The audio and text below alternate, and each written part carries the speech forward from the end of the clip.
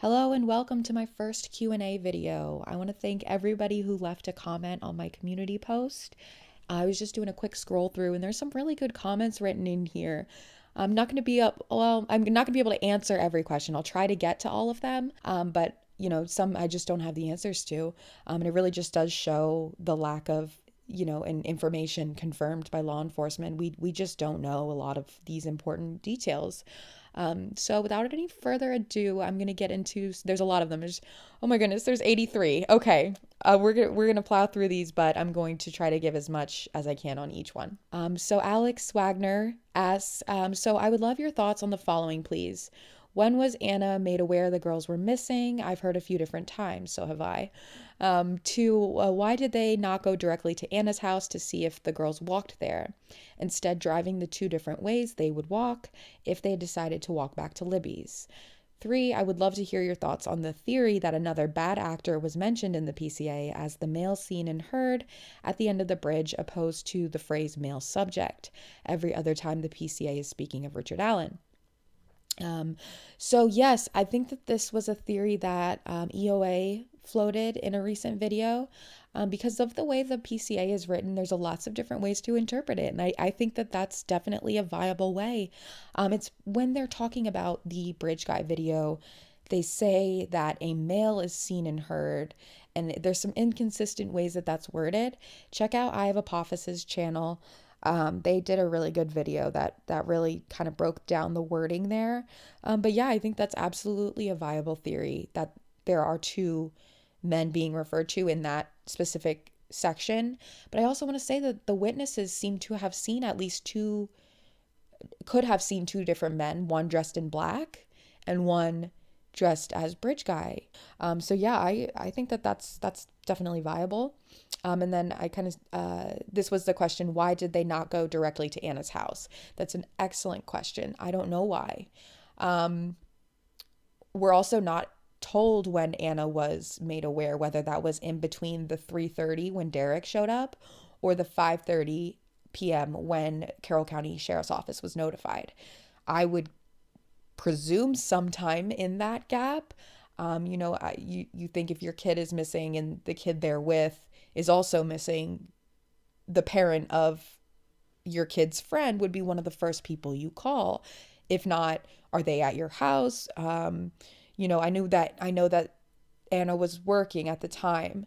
But yeah, no, I'm not sure when she was made aware.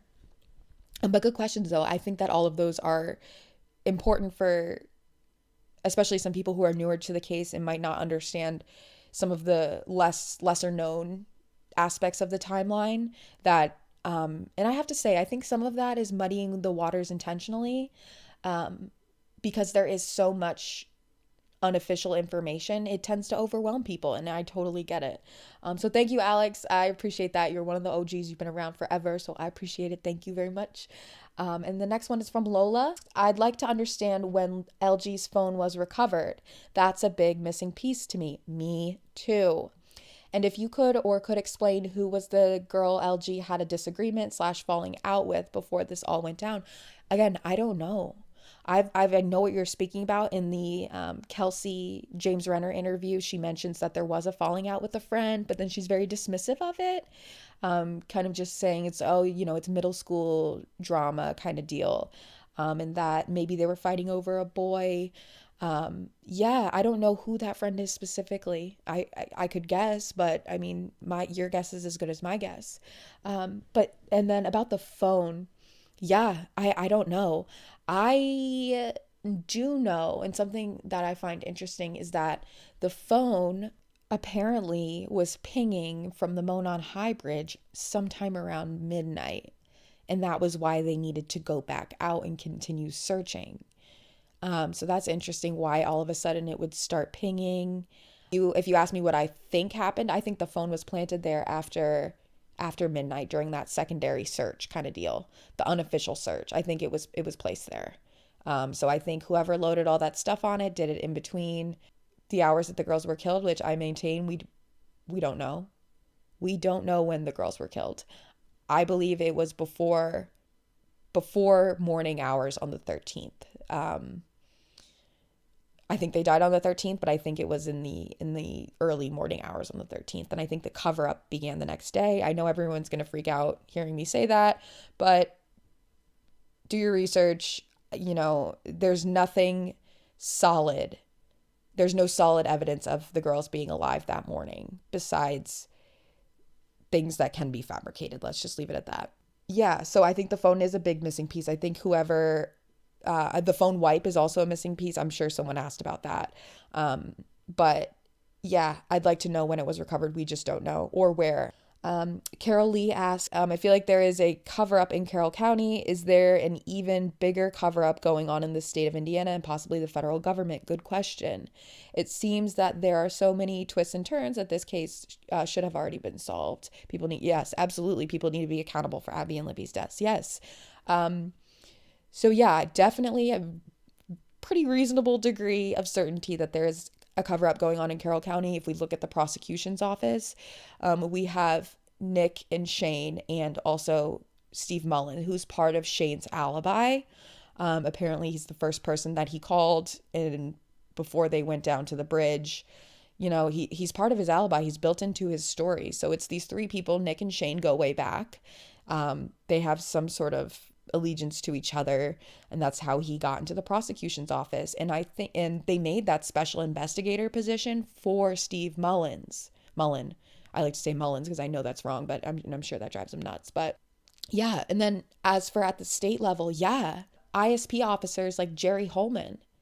Jerry Holman, in my opinion, is a bad actor. I think he's part of the club, and I think that's where some of this at the state level starts to creep in, because we do have characters at the state level that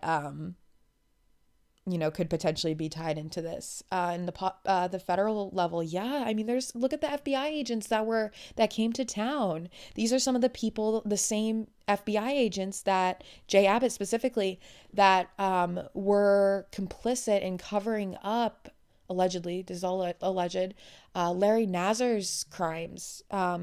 There could be certain individuals who know more. Governor Holcomb comes to mind. He donated quite a bit of money to the causes surrounding the deaths of Abby and Libby.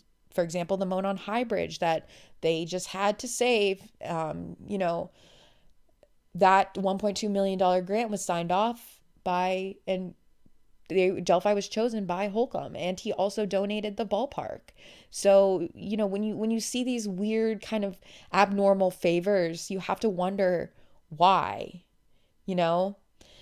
but yeah, stay tuned on that, because I think that like Doug Carter says, many tentacles. Sixto Solis asks, I'm very curious about what took place earlier in the day on the 13th. Me too. Wouldn't that be nice to know? We've got pancakes on the agenda. We've got filing.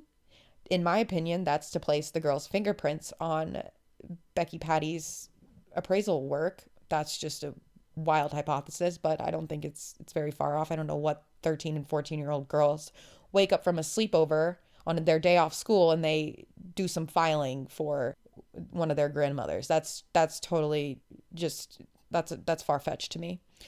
Not sure what you can find out about that, but it seems as if this timeline is off to me. Absolutely. Also, how about a list of characters who have been established as being present on the bridge that day? We have, just off the top of my head, we have Cheryl and Cheyenne, who are taking pictures that mind you, don't line up with the pictures that are mentioned in the PCA. Cheyenne posts a Snapchat with a timestamp on it that says 3:49 of a picture of a bridge.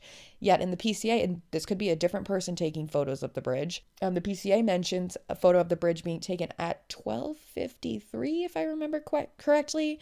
But that's a good 4-hour gap. And when she says the photo, or the that's either a doctored timestamp, they're not talking about Cheyenne, or the PCA is off. So yeah, we've got all these characters. It's not even really worth wasting your time trying to. The PCA concedes that a lot of people were at the bridge that day, but I believe that the girls were already dead at that point. So it's really, and this is intentional. This is absolutely intentional. The way they try to muddy the waters like this, the couple fighting under the bridge, it's so that you talk about something other than the fact that their timeline doesn't add up. Um, and then, yeah, obviously, wondering about Libby's phone reset as well. Who did that? We are told that it was Libby's aunt Tara. And why they did that? Well, if you ask me, apparently it was about 2 weeks before. If you ask me, the Florida fires declared intentional on January 28th, 2017. That's 2.5 weeks before Delphi. At that point, on January 28th, 2017, whoever set that fire or knew about the fire is now on the hook for 4 counts of homicide. I believe that Libby knew about the fire. I believe she knew about her grandmother doing the appraisal, and I think she knew more about that fire. These cases, in my opinion, are inextricably intertwined, and we cannot forget about Flora when we talk about Delphi. I believe it's one of the tentacles. So yeah, I believe Libby had a secret, and I believe that she told her best friend, and I believe that her phone needed to be reset, and many people knew about this beforehand, and everybody was going to get their piece of the pie out of it, whether that meant save my bridge, fundraise my ballpark, bring tourists to the city, my city. Everyone who knows about it and therefore assumed that risk was going to get their piece out of this pie. And that's why there's so many tentacles. When we talk about motives, when there's so many people involved, there are so many different motives. But they all come down to it's the same culture of concealment and secrecy and opportunity seeking. And it's really just like Doug Carter says, that county and Delphi represents evil.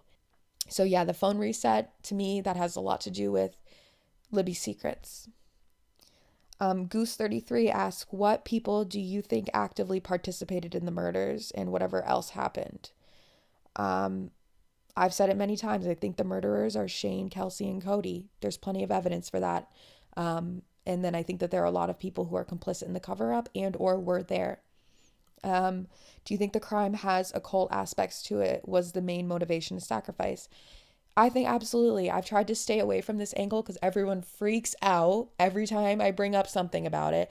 You think this could be ritualistic? How could you think that? That's so crazy. As if these kinds of societies and rituals don't exist. But yeah, absolutely. We know for a fact that Robert Ives said there's non-secular elements to it. He also said, after this has been wiped from the internet, but you can find it if you look hard enough. He says that there were signatures that we don't know that were, if they were pre or post mortem. To me, that's not something that's left at the scene. That's some sort of carving or inscription into one of the victims' bodies, in my opinion. To me, that's a signature that is likely present at the scene. Really do some research into these extremist groups out there. They're plentiful. I'm not going to say what I think it is because, again, everyone just freaks out anytime you mention this kind of thing as if it doesn't exist.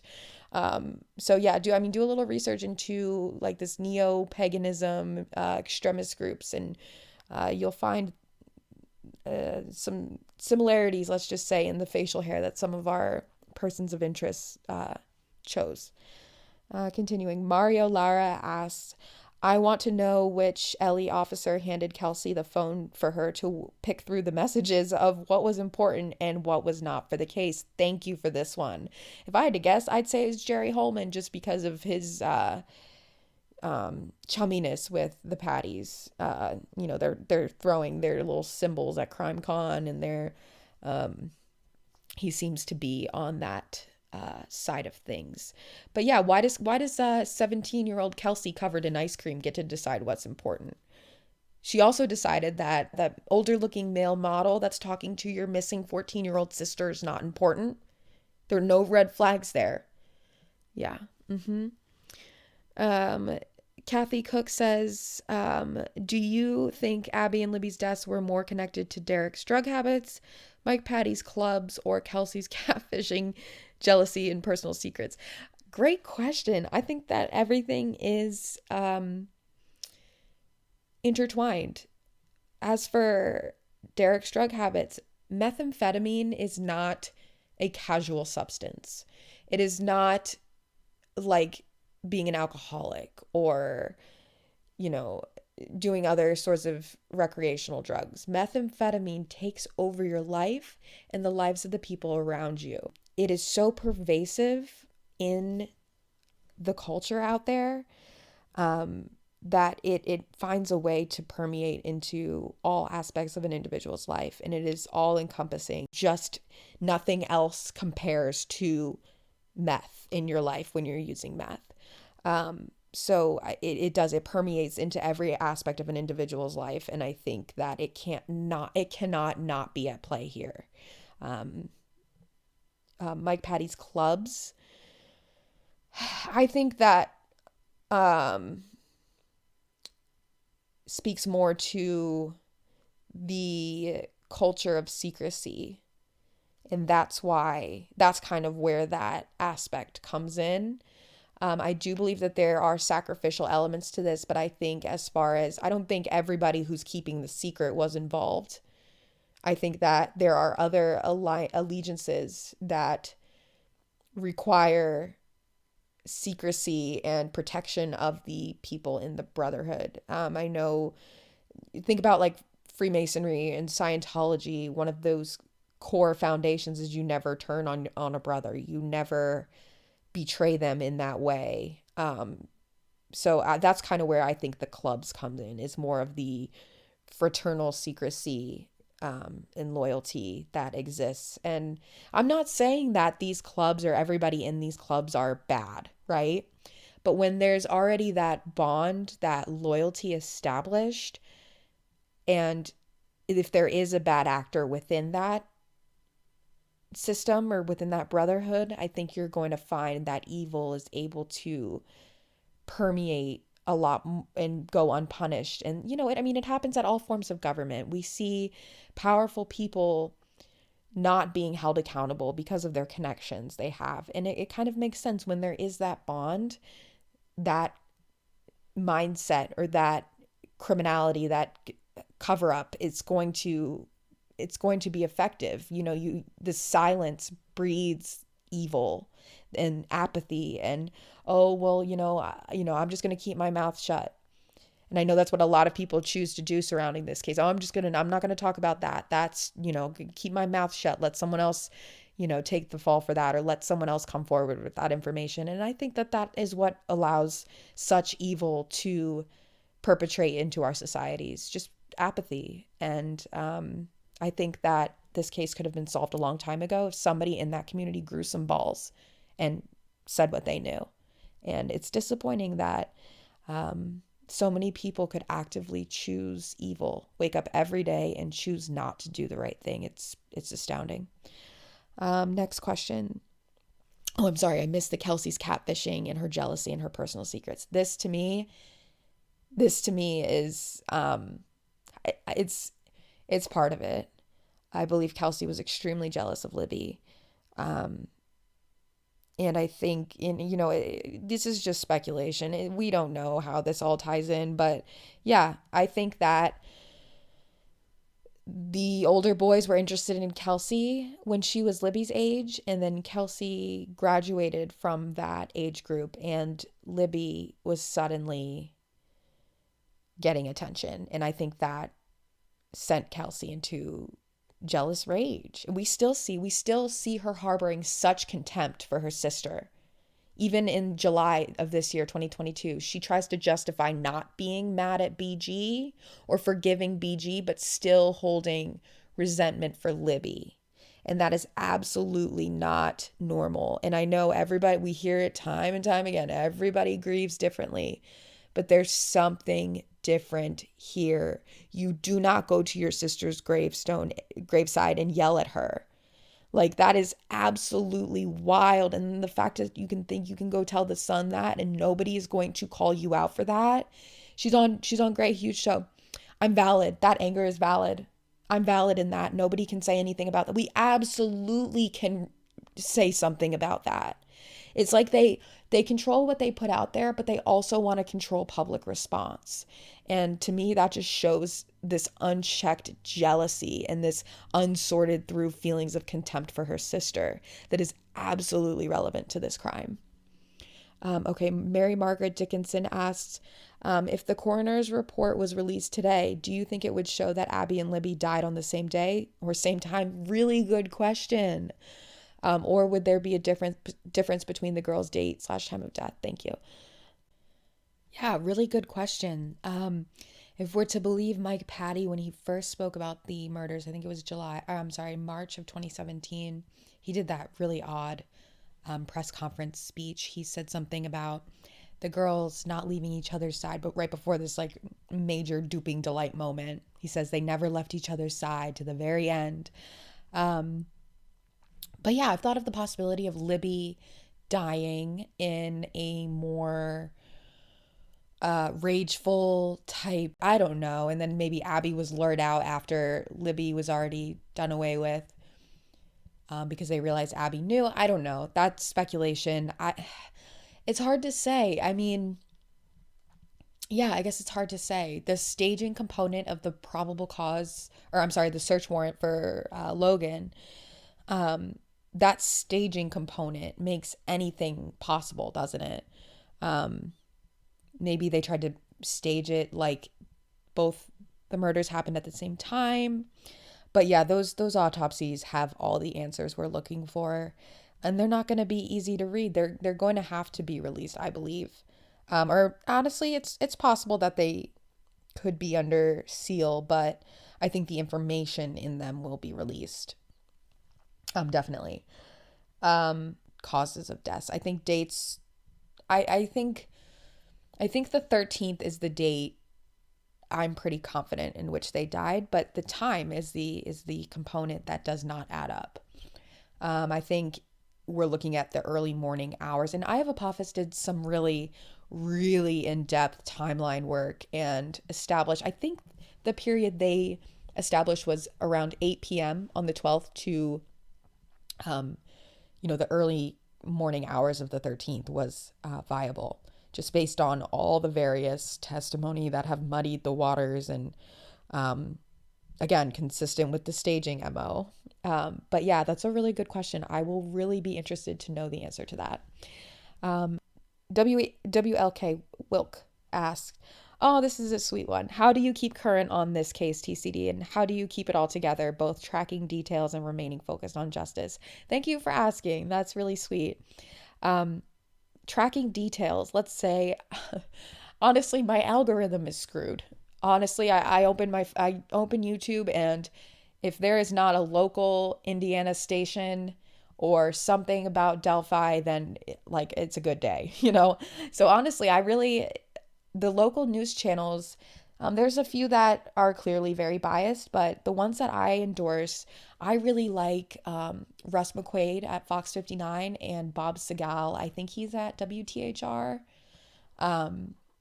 And they're really good investigative reporters. And Fox 59 in general has been very active in Carroll County throughout this whole thing, just kind of fighting back against the concealment of public records. So I appreciate both of those local news stations. And then remaining focused on justice. Honestly, I don't think I could walk away from this if I wanted to. I'm very motivated by just anger and disgust, and I try to channel that into positivity, but sometimes I'll admit it does come off, and you can tell I'm just really sick and tired of it, of the exploitation and the manipulation and lying and asking for money on top of it, and just taking every opportunity to manipulate the masses. I think it's just, there's so much sickness surrounding this case. Everybody involved is sick. And I'm just tired of it. I just want Abby and Libby's story to be told in a way that cannot be spun. And I don't think it will. I think no matter what, the people who have lied this whole time are going to continue lying. They're going to, the pathological liar, look at Casey Anthony in her new documentary. As long as they are given a platform to do so, they will continue lying. And I think that's what we're going to see here. I think they're going to double down on their lies. I don't think that anybody is going to admit to anything, doing anything wrong. And right, that's very common. We see them incapable, and when I say them, I mean the Patty family, incapable to concede any guilt at all, or any maybe non-traditional behaviors when the girls were missing, or even afterwards, the way that they've just shamelessly fundraised and all that. But yeah, we see them unable to concede any wrongdoing, and that's a classic sign of narcissism. But yeah, thank you for asking. I appreciate that. I don't think I could walk away if I tried, just because of what I've seen. And I think Delphi is a symbol of so many things that are wrong with our society. You know, so many, it really encompasses all these main issues. And, you know, it's really punctuated by the cowardice of the people involved to not come forward, to not tell the truth. You know, you've got drugs, you've got CP, you've got money laundering and family secrets. You know, we've talked about all of these things. They all culminate into this horrific event that nobody understands, nobody can explain, and just the way everything has been excused as, oh well, people grieve differently, oh the town of Delphi, they deserve to have this. Nobody deserves anything as long as Abby and Libby are 6 feet under and there's no answers. I'm tired of it, and I think that they know. A commenter wrote something that was very profound. They said the money stopped flowing, and so they want this to go away, and I think that is so true. Or at least it's slowed down. I think they could continue fundraising for this and people would still give. And that the people that give, most of them are hardworking Americans that have followed this case from the beginning. They've kept Abby and Libby's names out there. They care. They love these girls.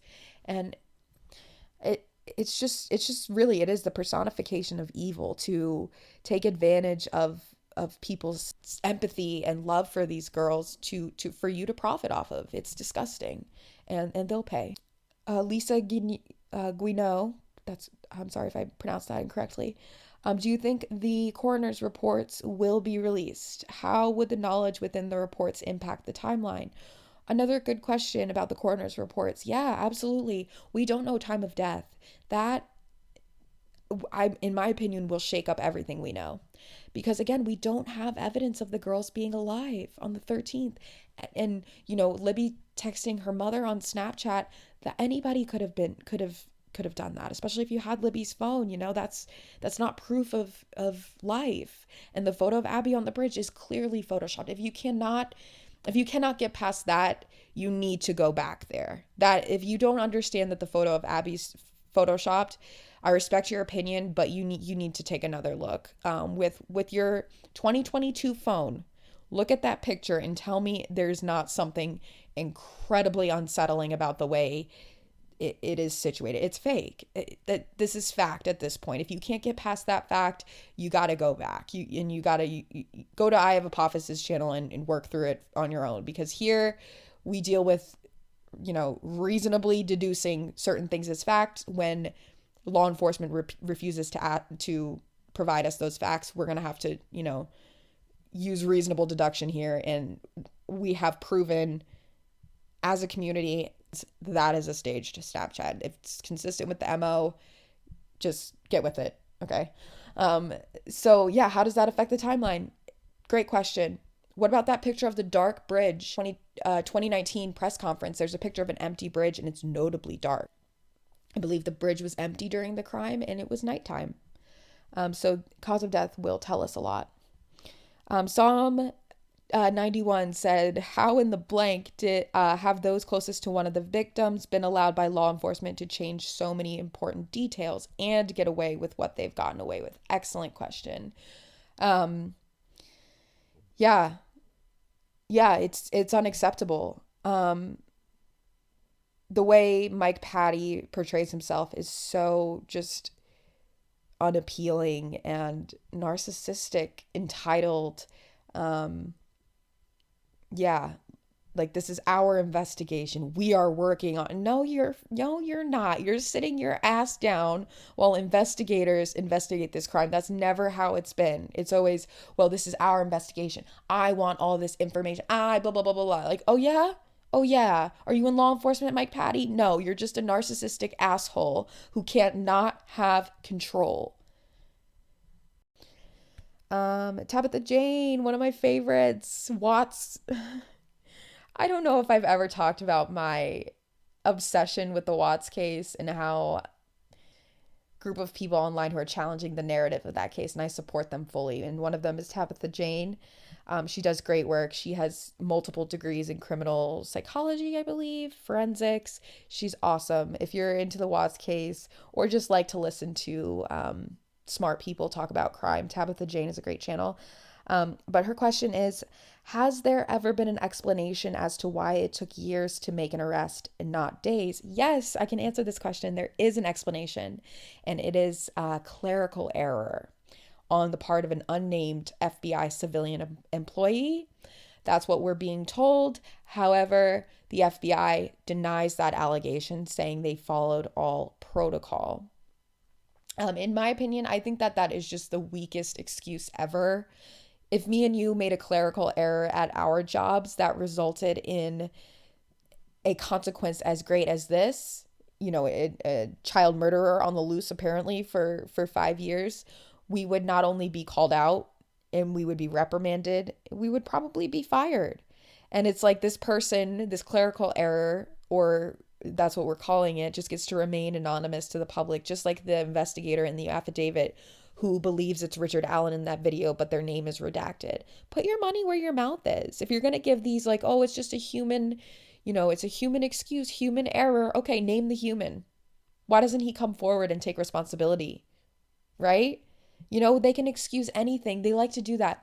I notice it a lot with law enforcement. They'll say, oh, we can't tell you that because it'll compromise the investigation. I understand that there are certain aspects of the crime that can't be released to the public, but they rely on these like plausible deniabilities. Like, I'm not going to tell you that because it's going to do this, right?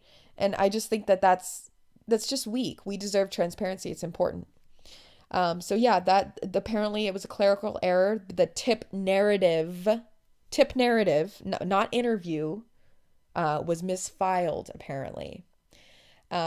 So I maintain that statement when I say Richard Allen was never interviewed until October 2022. That's a fact. He was never interviewed. He gave a tip, and a tip narrative listed some things he told them in 2017. They didn't find it important, clearly, at the time, or it might have been misfiled, but let's see some accountability for that misfile, right? Let's see that person come forward and explain what happened. That would lend some credence to this story, but otherwise I'm not buying it. But thank you, Tabitha, for your question. I appreciate it. Does it appear from the PCA that KG was also on the trails and did not merely drop off as she claims, or does it appear that another vehicle passed the store camera? Yeah, okay. This is tough because, again, how the PCA is written, there's a couple different interpretations. To me, it sounds like the person who arrived at 146 is also the person who saw the 4 juveniles on the overpass as they're going up Old State Road 25, which then turns into 300 North. They're approaching. They're seen on Hoosier Harvest Store at 146. The girls are dropped off at 149. And it says there's a white car seen on footage, I believe, at 149. So that's Kelsey's white car, supposed to be. And so, yeah, to me, it sounds like there's 2 witnesses, but they didn't see each other. That makes no sense because they would have passed each other. And both said they saw no other cars. So, yeah, to me, it sounds like that's 2 different witnesses. There's Kelsey, and then there's another crucial witness. I call her the 146 to 214. She was on the trails. Very suspect time frame. But again, we're not sure when the crime was actually committed. So, and And again, if you still think that the BG video and the Abby Snapchat are authentic snapshots of the crime, then you got to start over. I can't walk you through it again. Go to I Have a Pappas. Northern Star says, do you remember in the beginning MP dropped girls off and was to pick them up at 3:30 because Abby had to be at her aunt's birthday party? I don't. I wish I could find that, though. That'd be nice. If anyone finds that, please direct me to the source. I would love to platform that other account. Because, right, it seems convenient that Derek was to pick them up. That's his timeline, right? When all other accounts kind of portray him to be kind of a detached criminal father that wasn't really around, but all of a sudden on this day he's making pancakes and chauffeuring Libby and her friend around. Yeah. So I don't know. That sounds plausible, honestly. Would love to know more about that. Okay, I'm sorry, my voice is starting to hurt. I need to take a break. Might just release this as a first part and try to get to the rest of the questions later. But I did kind of ramble a little bit. So I'm going to stop it there and hopefully get to the other questions in another video.